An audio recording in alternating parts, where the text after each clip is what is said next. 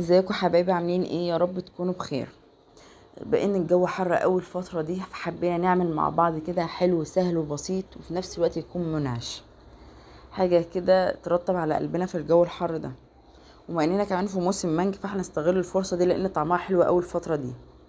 هنعمل مع بعض كيكه المانجا المنعشه، تكون هشه كده وجميله مع الكريمه وقطع المانجا، حاجه كده في منتهى الجمال وفي نفس الوقت ترطب على قلبنا. شايفين الجمال؟ بجد طعمها تحفة، انا متأكدة ان انتوا لو جربتوها هتعتمدوها معاكم. ونستغل فرصة ان المانجا طعمها حلو قوي الايام دي. نسمي الله ونصلي على الرسول. ولو لسه ما عملتيش لايك، يا ريت تضغطي لايك وتعملي اشتراك عشان يوصلك كل جديد مننا. ونشوف هنبدأ وصفتنا ونعمل ايه النهاردة. معايا هنا بولة هضيف فيها 3 بيضات، ومعايا نص كوباية من السكر، ومعايا الفانيليا. طبعا كل المكونات المكونات معايا النهاردة في الوصفة كلها بدرجة حرارة الغرفة.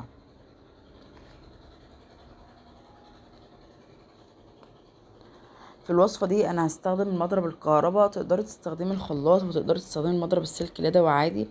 بس طبعا هتفضلي تضربي لغاية ما لون البياض يفتح من اللون الاصفر اللي انت شايفاه ده للون الاصفر الفاتح خالص، تحسي ان هو عمل معاكي فوم، وفي نفس الوقت البولة يكون مرتفع معاكي في البولة.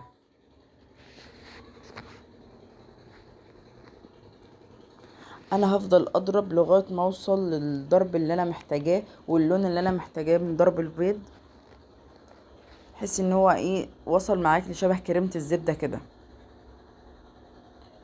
حتى هتلاحظي ان هو في الاول بيبقى سايل شويه، لما بيوصل لدرجه الفوم ويرتفع معاكي تحسي ان هو بقى تقيل شويه، يعني اللي هو بينزل معاكي مش بسهوله برضو. انا هنا وصلت كده للضرب الممتاز واللي انا محتاجه اوصله. طبعا البيض بدرجة حرارة الغرفة، وده شرط اساسي عشان يديكي كيك هش وناجح. في الوقت ده انا هنزل بنص كوباية من الحليب. انا هضرب بس طبعا مش هضرب كتير علشان الهشاشة بتاعة البيض اللي انا والهواء اللي دخله ما يروحش مني. وهنزل هنا بنص كوباية من الزيت، والزيت هنا طبعا لازم يكون نوع نضيف عشان ما يبقاش ريحة الكيك فيه اي ريحة مش حلوة. استخدمي نوع يكون نضيف معاكي. انا بس بضرب كده بحيث ان المكونات تدخل مع بعضها. في الوقت ده انا هشيل مضرب الكهرباء خلاص. ومعايا كوبايه من الدقيق، كوبايه الدقيق طبعا دي منخوله بدل المره مرتين.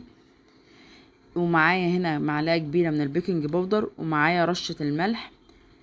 انا هستخدم هنا المضرب السلك اليدوي، هقلب بقى لغايه ما كل المكونات دي تدخل مع بعضها، بس هقلب بالراحه عشان الهواء اللي دخل معايا من الضرب ما يروحش مني. وفي نفس الوقت مش عايزه اشوف اي تكتلات ولا اي طبعا ذره من الدقيق، عايزه كله يدخل مع بعضه عشان اوصل لخليط الكيك الممتاز.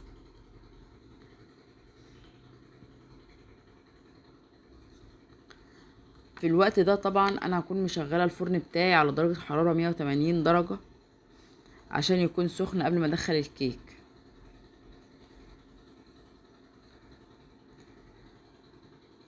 انا هنا خلاص كل المكونات دخلت مع بعضها، وده خليط الكيك اللي انا وصلت له، وما عادش فيه اي دقيق خالص معايا.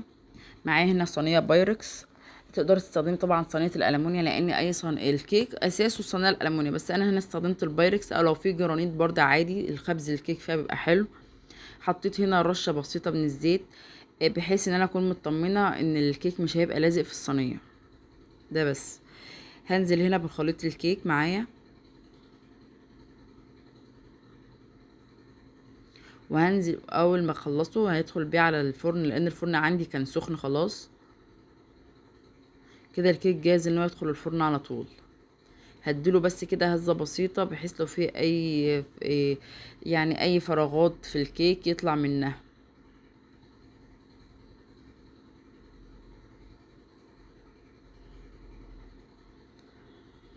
ده طبعا شكل الكيك بعد ما طلع من الفرن وبعد ما برد خالص. انا سبت الكيك بتاعي يبرد خالص خالص، مش دافي بس لا يبرد، سبته خالص.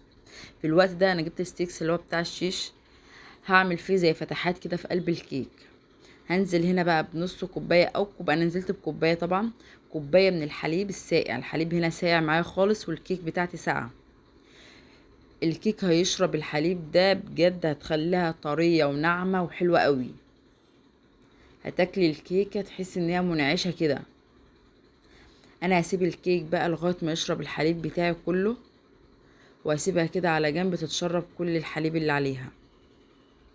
في الوقت ده انا هجهز الكريمة بتاعتي، وهي هتكون عبارة عن نص كوباية من الكريم شانتيه. انا الكريم بتاعي كان كريم خام معلهوش سكر، ومعايا نص كوباية من المية الساقعة، ومعايا منجاية كده بيوريه انا مقطعاها هضربها معانا. والسكر انا ضفت هنا معلقتين ونص من السكر. لو انت مستخدمة كريمة عليها سكر خلاص، بس انا الكريم بتاعي خام معلهوش سكر. هضرب كل الخليط ده مع بعضه، هيديني كريمة بطعم المانجا خرافة بجد.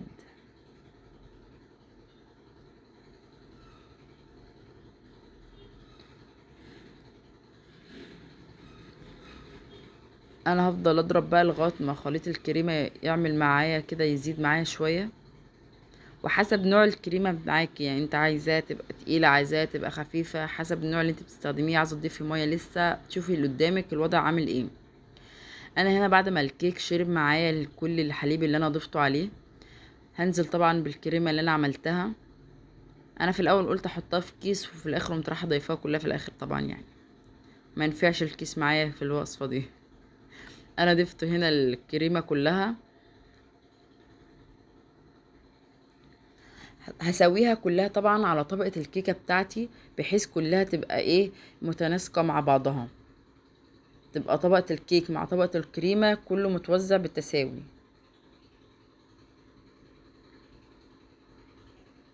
هدخلها طبعا التلاجة على الاقل من نص ساعة لساعة. انا طبعا ما استنتش المدة دي كلها، وعلى الاقل نص ساعة كده دخلتها وسبتها في التلاجة شوية على ما اقطع المانجا واجهزها. تقدر تستخدمي اي نوع مانجا عندك، هي المانجا حلوة اول الفترة دي. بس طبعا في انواع معينة، عندك النعومي حلوة قوي، عندك الزبدية برضو جميلة. انا استخدمت اللي كان متوفر عندي في الوقت ده.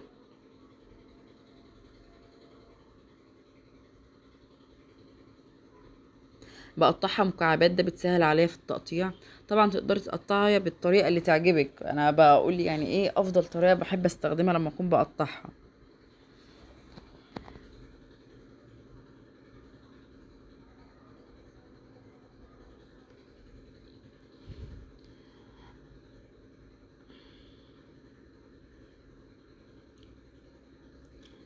لو لسه ما عملتيش لايك، يا ريت ما تنسيش تعملي لايك وتعملي تفعيل الجرس عشان يوصلك كل جديد. وان شاء الله يكون معانا وصفات سهله وبسيطه الفتره الجايه. اتمنى تتابعيني، وهستنى طبعا رايكم، وتجربوا الوصفه دي بجد هتعتمدوها، وتبعتولي تطبيقاتكم باذن الله. هنا كده خلصت كل كمية المانجا اللي معايا هنا بقى معلقتين من الجيلي. ده كان جيلي جاهز عندي بطعم المانجا، بجد طعمه تحفة قوي. لو انت طبعا مش متاح معاكي الجيلي اللي انا الجاهز، تقدري تستخدمي الجيلي العلب. تجيبي علبة جيلي مانجا، تضيفي عليها كوباية من المية السخنة ونص كوباية من المية الساقعة، هتقلبيهم مع بعض وتدوبي الجيلي خالص. وبعد كده تنزلي بيه على المانجا. بعد ما تضيفيها بتضيفي المانجا الاول على الكيك، وبعد كده تضيفي الجيلي. بس انا ده كان متوفر عندي، بيخلي الاول الكيك بيخلي المانجا تحس ان هي طازه، ما بيتبلش، ما بتسودش معاكي، بتفضل معاكي زي تحسيها طازه زي ما هي في التلاجة. ده الميزه اللي الجيل اللي بخليها متماسكه برضه في نفس الوقت. انا هضيف هنا كل كميه المانجا، وبعد كده بقى هوزعها على الكريمه.